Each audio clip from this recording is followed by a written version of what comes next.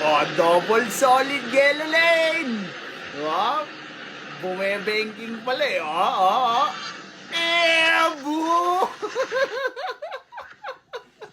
Naging Carlos Yulo bigla. Ayan, ang sinasabi ko. Boy, para boy. Sa kamote kayo nabuhay, sa kamote kayong hihiga. Boy, relax lang boy.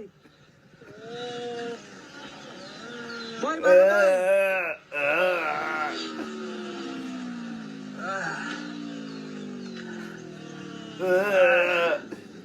Abala kayo, imbis na nakakapagtrabaho. Jump. Pre.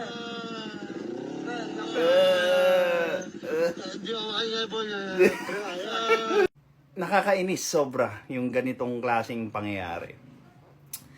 Biruin mo, you are doing your everyday job. Tapos may mga ganitong klaseng undisciplined moto vloggers na nakakasalubong mo, tapos madidisgrasya ka.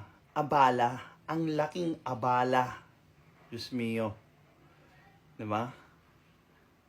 Imbis na nakapagtrabaho sila, nagawa nila yung dapat, yung progress ng ginagawa nila, 'di ba? Mas giginhawa yung ibang tao.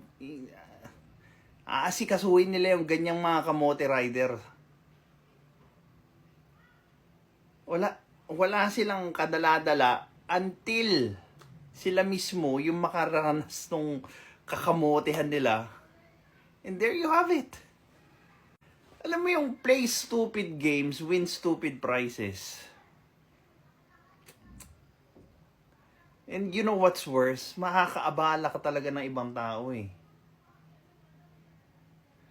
Dapat, eto lang suggest ko sa LTO, yung mga nagmo-motovlog, dapat talaga sinusuri mo igyan. Lalo na yung mga kaskasero, yung mga ganyan na double solid yellow lane, tapos nagpapatakbo ka dun sa kabila.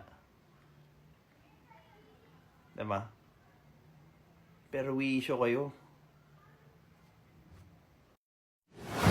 This is Pinoy Extreme.